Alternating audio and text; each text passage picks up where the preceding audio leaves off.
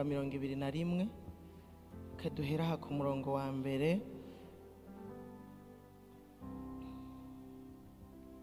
Haravuga ngo umwami wi Aradi w'umunyakanani wo mu gihugu ca Negebu yumva ko Abisirayeli baje bazananye inzira itumbereye Atarimu, arabagwanya afata mpiri bamwe muri bo. Abisirayeli basezeranira Uhoraho isezerano bati, niwatanga aba bantu mu maboko yacu tuzosenyura ibisagara vyabo. Uhoraho yumvira Abisirayeli, atanga abanyakanani ngo babatsinde, basenyura n'ibisagara vyabo. Aho hantu haca hitwa Horuma.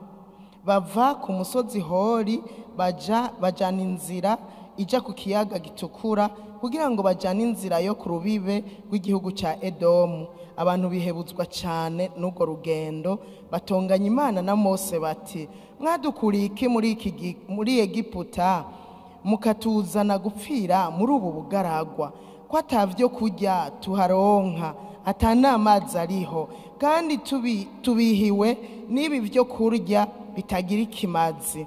Maze Uhoraho ateza abantu inzoka z'ubumara, iteza abantu inzoka z'ubumara buturira zirabakomora.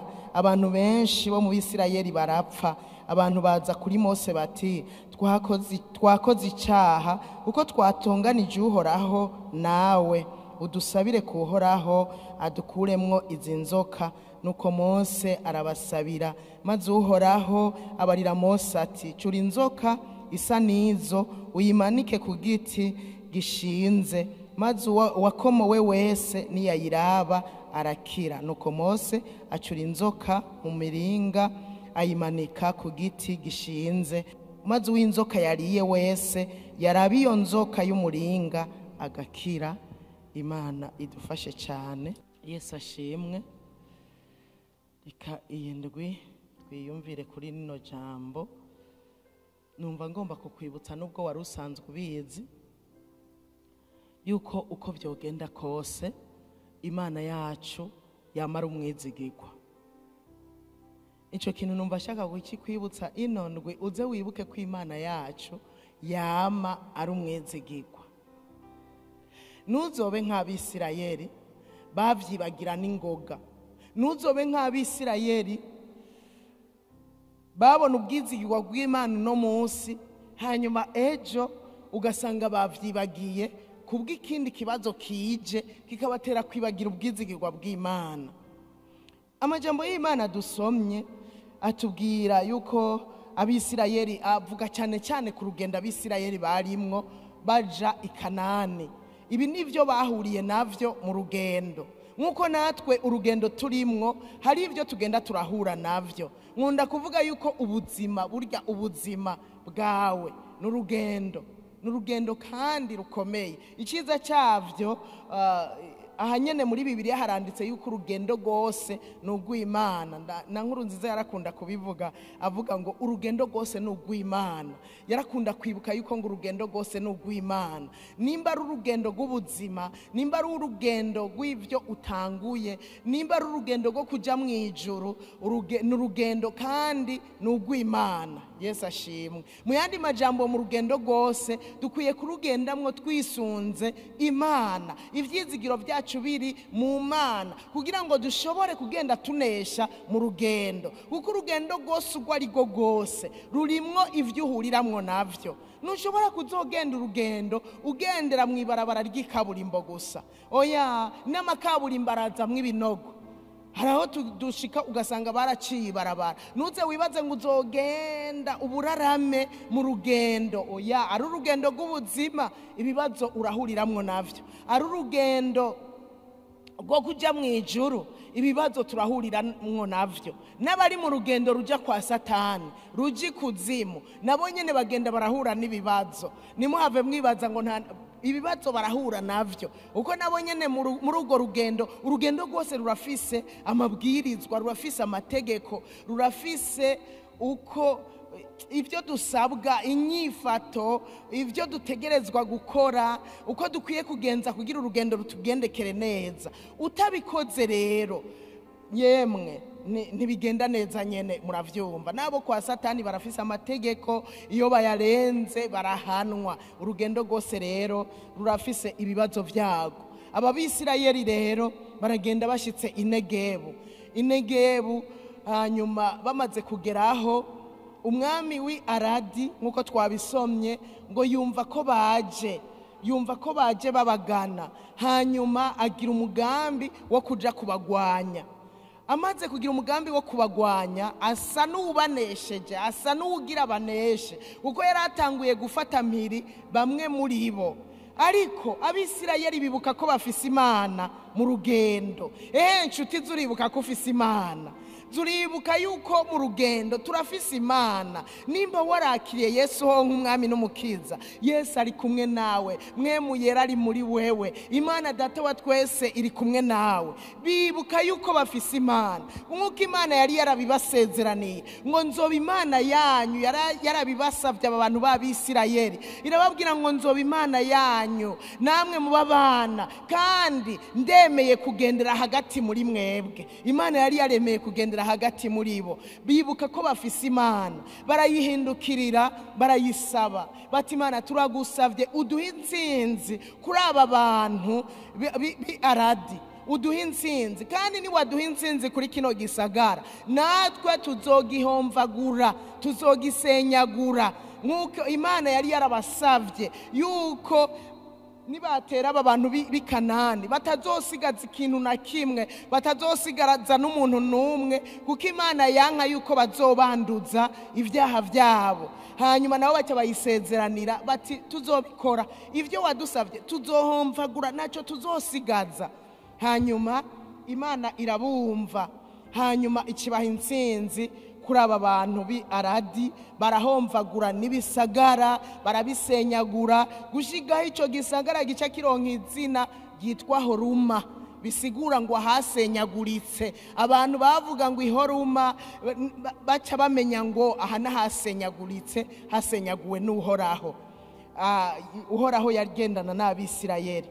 Rero bumva ko baronse intsinzi, bararonse intsinzi, barahomvaguye ivyo bisagara, barinze baronka intsinzi gushikaho bahomvagura ibisagara. Urumva nyene ko yari intsinzi iryoshe. Ariko rero mu kanya gatoya bahejeje guhomvagura Aradi, bategerezwa guca babandanya urugendo. Babandanije, imbere yabo hari abanyedomu nabo Imana yari yarababujije kubatera. Nibategerezwa guca hagati, baciye hagati bategerezwa kubatera, kuko bari guhaguruka bakabagwanya, nabo bakaba oblige yo kwivuna. Hanyuma baca barareka guca hagati muri Edomu, baca baraca ku rubibe, barazunguruka. Uko kuzunguruka rero guca gutuma urugendo ruba rurerure, hanyuma ku buryo baruha, ku buryo nyene bumva ko barushe. Bibiliya yatubwiye ku murongo wa 4 ngo bihebuzwa cyane n'urugendo. Ndakwinginze ntiwihebuzwe cyane n'urugendo. Yesu ashimwe, haleluya. Burya niho muri urugendo, ngo bihebuzwa cyane n'urugendo. Kandi jewe rero mugabo nsomye nivyo hari mu bugaragwa, ariko burya nta Imana yigeze ibimira no mu bugaragwa.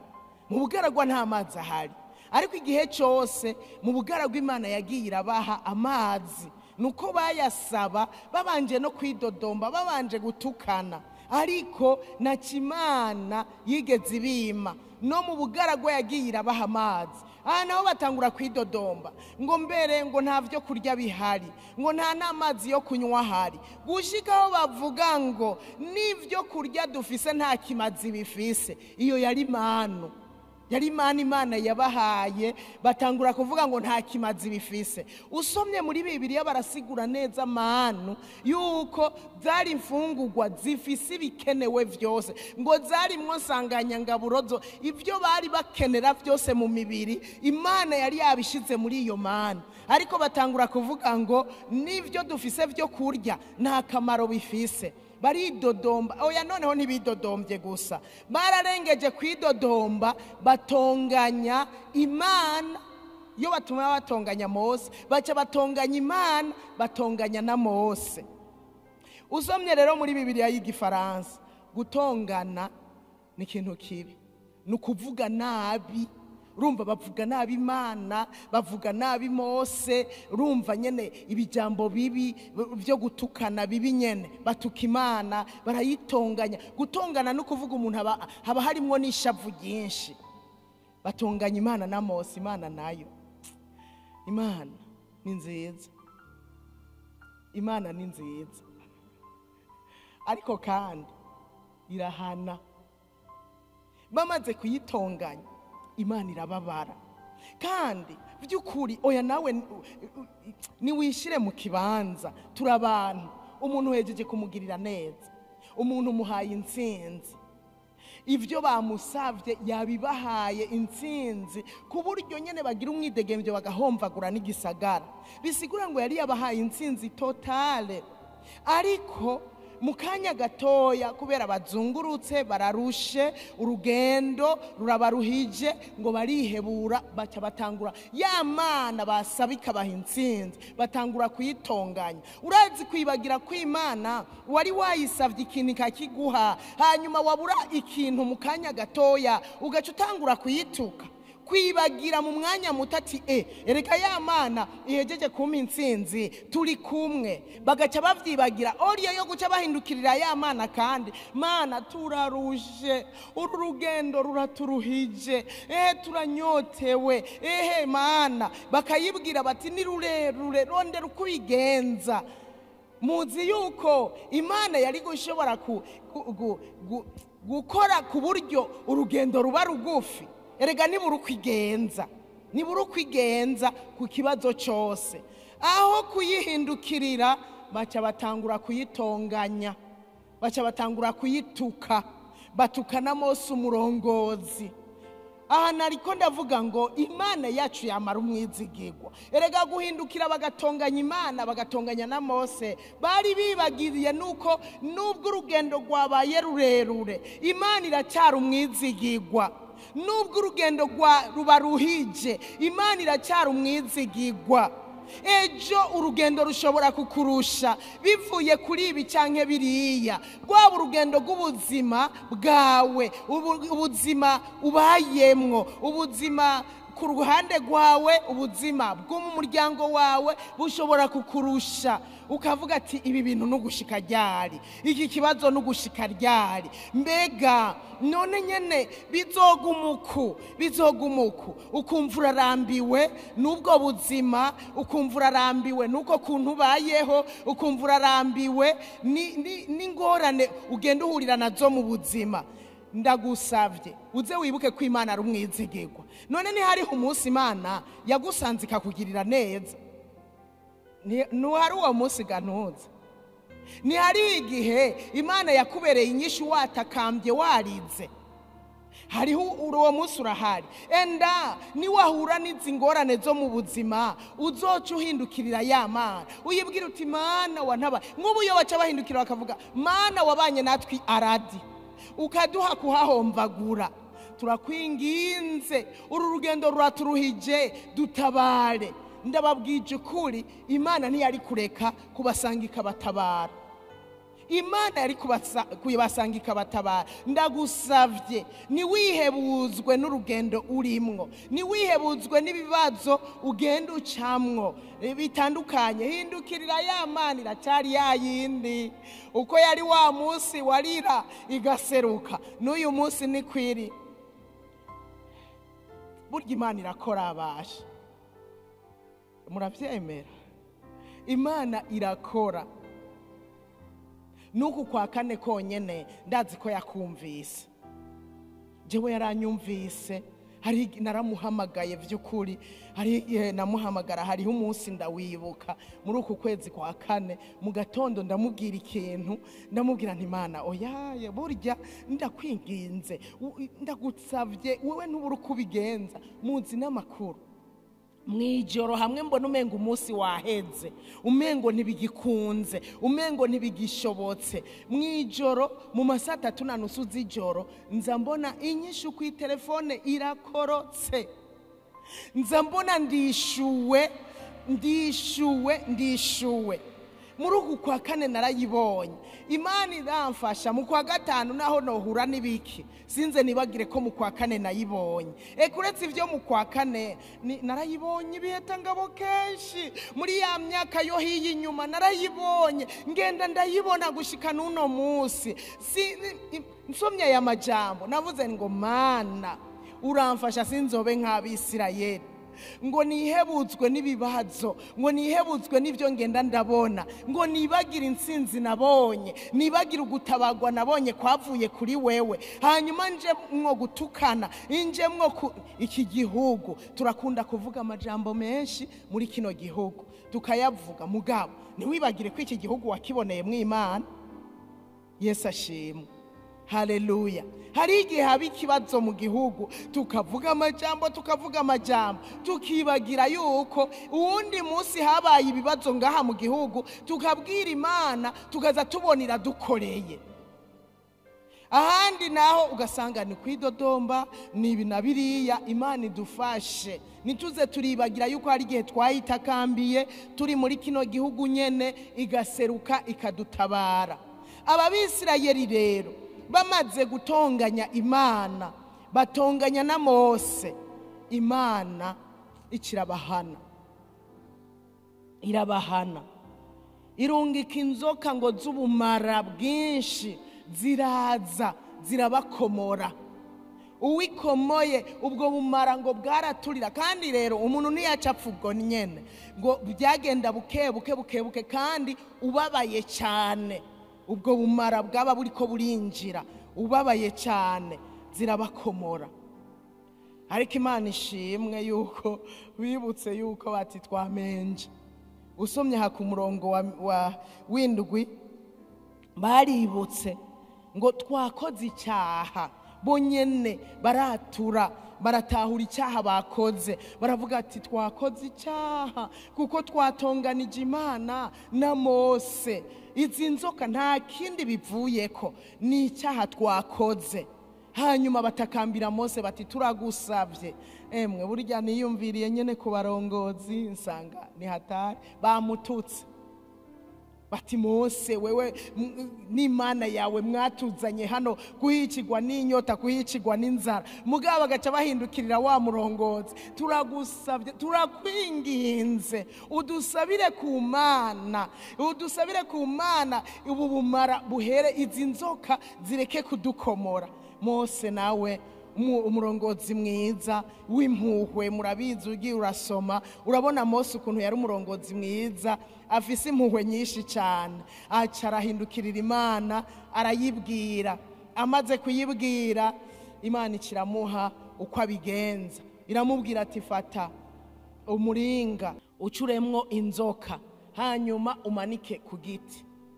Hanyuma umuntu wese azoraba uwo muringa wacuzwemo inzoka, byari ibintu by'ibisazi murabyumva, umuringa wacuzwemo inzoka akayirangamiza gusa akayiraba azokira. Yagira arabe harimwo kimwe kuraba ukuntu abantu babandanya kugamika amazosi, abantu batumvira. Byari ibintu yabicuze, kumbure bariko baranamuraba, aracuramwo ikintu gisa n'inzoka aramanika. Hanyuma acamutuma ngo babwire umuntu wese azorangamiza akaraba azocakira. Mbega burya mwibaza ko bose barangamije? Bose ntibarangamije ngo barabe. Usomye muri Yohana haranavuga yuko Yesu nyene niwe yari karavyivugira ngo nkuko Mose yamanitse inzoka ku giti, ngo ni kumwana w'umuntu azomanikwa ku giti. Kandi uwo mwana w'umuntu na n'uyu munsi uwumuravye, uwumwizeye, uwumushyize ku mutima, ndababwije kurarakira, arabohoka. Haleluya. Ariko na n'uyu munsi si bose bariko baramurangamiza. si bose barangamiza uwamanitswe ku giti, si bose bamwizera, si bose bamushize ku mutima. Muri kino gihe cya Mose abatarangamije burya barapfuye barahera, na n'uyu munsi abatazorangamiza uwamanitswe ku giti bazopfa bahere, baje ikuzimu bazize kutumvira. Nitube nk'Abisirayeli mu mitima. Ibyabaye ku Bisirayeli bitubera akarorero. Abatumviye barapfuye barahera. Natwe nitutumvira dushobora gupfa tugahera, ariko abumviye barakize. Natwe nitwumvira muri runo rugendo tuzokira, hamwe no guhura n'ibibazo tuzosenga Imana dutabagwe. Ariko ivy'Imana itubwiye gukora tubikore, kandi nitwabikora tuzotabagwa nta kabuza. Rero Imana yacu iri umwizigirwa, n'uyu munsi n'umwizigirwa. No mu kwezi tugiye kwinjiramwo kwa gatanu, Imana yacu izoguma ari umwizigirwa. Niwagira ikibazo muri runo rugendo, ndagusavye muhindukirire. Reka kubanza kunamurira amaso imisozi, ibiyayi biki, canke uja ku bantu uta ibitabapfu ku bantu. Burya ikintu ca mbere duhuye n'ikibazo kwari uguhindukirira Imana. Mana bigenze ukuna kuriya, ndagusavye ugira ico ukoze. Imana ivyo nivyo tugomba ko gusa, ahandi irashoboye muri uru rugendo. Rero no mu kwa gatanu n'urugendo burya n'ukwezi kwa gatanu tugutanguye nago ruzoba ari urugendo dutanguye k'ukwezi kwa gatanu. Ubwo rugendo nagushobora kugira ivyo uhuye navyo, sindabikwifurije, ariko kandi no guhura navyo Imana irabireka kugira ngo tuyihindukirire. Kandi burya icibishaka no kuyihindukirira. Ko banyotegwa mu rugendo, Imana niyo yarinaniwe no kubaha amazi, ariko icyo yagomba kwari kugira ngo bahindukire bayibwire bati Imana duha amazi. Bagende mu rugendo badepanda ku Mana. Imana iragomba ko tudepanda kuri yo. Imana ibishaka ngo ibone nyene ko tudepanda kuri yo ku kintu cyose. Bashonje bahindukire bavuge ngo Mwami ndashonje. Na n'uyu munsi ni wasonza, hindukirira iyo Mana, ndashonje, ndabuze ivyo kurya. Imana nizobura uko ibigenza. Rero Imana kwari kubibutsa ko yamara umwizigirwa, no muri uku kwezi gushasha izoba ari umwizigirwa. Yaratubereye umwizigirwa muri uku kwa kane, ariko no mu kwezi tugiye gutangura Imana yacu izoba ari umwizigirwa. Nuko rero uzoyihindukirira akanya kose ugize ibikugoye muri runo rugendo. Muve hasi dusenge Imana. Data, mu izina rya Yesu, turi hano kandi turi mu rugendo zima, urugendo rwo kuja mu ijuru. Izo zose n'ingendo turimwo, kandi ibyo duhura navyo birahari bitandukanye.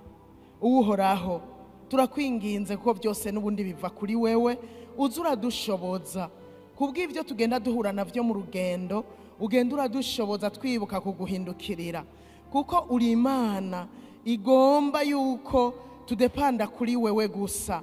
Rero zuradushoboza, tureke gusamara, tureke kwangaza imitima, tureke kurangamiza imisozi hirya no hino ibiyaya, duta amaboko tuvuga amajambo, tuvuga abantu, dutuka abantu, naka yase kumfasha, naka vyagiye ukuna kuriya. Ivyo urabidutabara nibitubemwo mu izina rya Yesu. Ariko ikibazo cyose tuzohura naco, uzuradushoboza kuguhindukirira no kukubwira vyose. Kandi tukubwiye vyose, uri Imana igira neza, nuzoreka kudutabara no kutugirira neza, kuko ushobora byose kandi wamura umwizigirwa. Twebwe naho tutoba bizigirwa, wewe uzohora uri umwizigirwa, kuko udashobora guhindagurika. Nuko rero ushishikare utugirira neza, udushoboza. Iyi ndwi ukwezi kwa gatanu tuzoba turimwo, uzudushoboze kuguhindukirira muri byose, uko tuzi kuri Imana uhora uri umwizigirwa. Urakoze, turagushimiye. Urashoboza umwe wese muri twebwe twari hano n'abandi hirya no hino bene data data